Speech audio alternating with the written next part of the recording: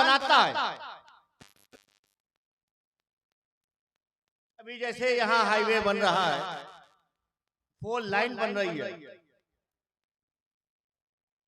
लोग फरक्का से चलेंगे और हो सकता है पटना तक आप 4 लाइन में जाएंगे, मगर न जाने कितनों के मकान इज्जत में आ गए।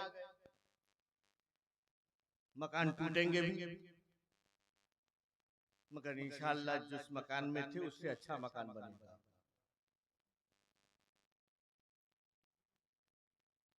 मगर हम तो मोमिन है ना,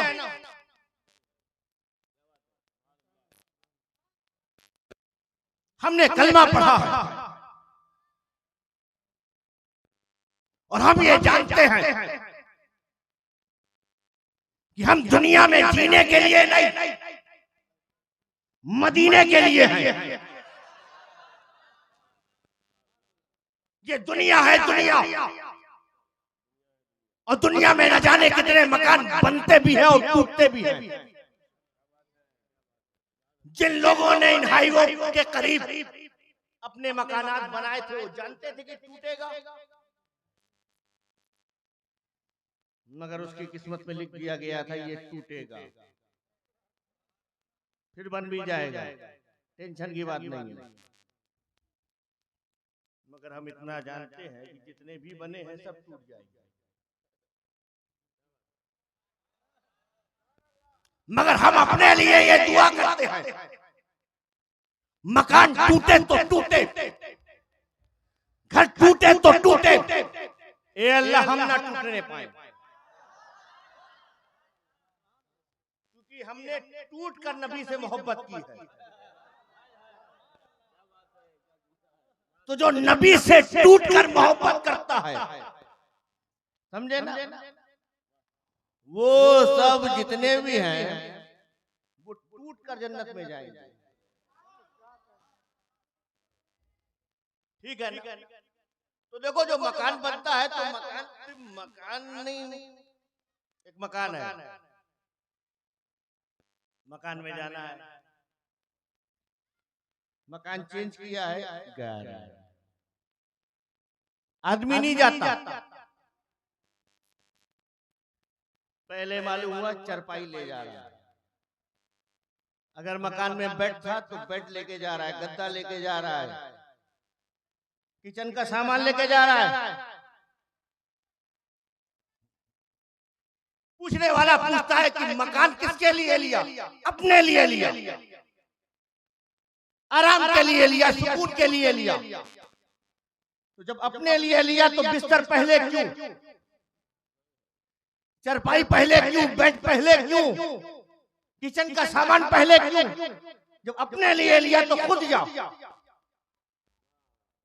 तो जवाब देगा कि बात सही है, मकान अपने लिए लिया है मगर बिस्तर मेरे आराम के लिए है। तो पहले जिस चीज पे आराम करना है पहले वो पहुंचे। तो बेड पे मुझे सोना है तो बेड पहले पहुंचे, चरपाई पे मुझे लेटना है तो चरपाई पहले पहुंचे, गद्दे पे मुझे लेटना है तो गद्दा पहले पहुंचे, मुझे घर में जाके खाना है तो बर्तन पहले पहुंचे। तो जो जो इंतजाम, जो जो आराम की चीजें तुझे चाहिए उसे पहले पहुंचा। जाना तो है मकान में, मकान तब्दील करना है, जो मकान था वो टूट चुका है, दूसरे मकान में जाना है। तो जो जो तुझे चाहिए, जो जो तुझे फैसिलिटीज चाहिए, जो जो तुझे आराम की चीजें चाहिए पहले पहुंचा। सिस्टम है कि नहीं है, होता है कि नहीं होता? मकान बदलते हो तो ये सारी चीजें पहले जाती ही जाती हैं। आप जाओ किसी भी शहर में जाओ, किसी भी इलाके में जाओ, जो लोग रांची रहते, बंबई रहते, दिल्ली रहते, पूछो किसी का ट्रक खड़ा हुआ है, क्या हुआ? कोई नया किराएदार आया हुआ है। अच्छा क्या आया है? सामान आया है। सामान देख के हम समझ जाते हैं किराएदार कैसा है। एसी भी साथ में लाया, मजबूत किराएदार है, बेहतरीन बेड है, इसका मतलब माल वाला। तो जैसा माल वैसा ही आने वाले का हाल। मेरी बात समझ रहे हो? तो हमें भी मरना है। और मरना मतलब वो मरना नहीं, हमें मरना इसलिए है क्योंकि हमें मकान बदलना है। और एक बात और समझ लो, जो हम कहते हैं ना कब्र में जिंदा, कहते ही नहीं कहते, बोलो कब्र में वो क्या कहते हैं, मुर्दा। सुन्नी क्या कहता है, वो क्या कहते हैं। मालूम है फर्क क्यों है? फर्क इसलिए है कि जो जमीन के ऊपर जिंदा,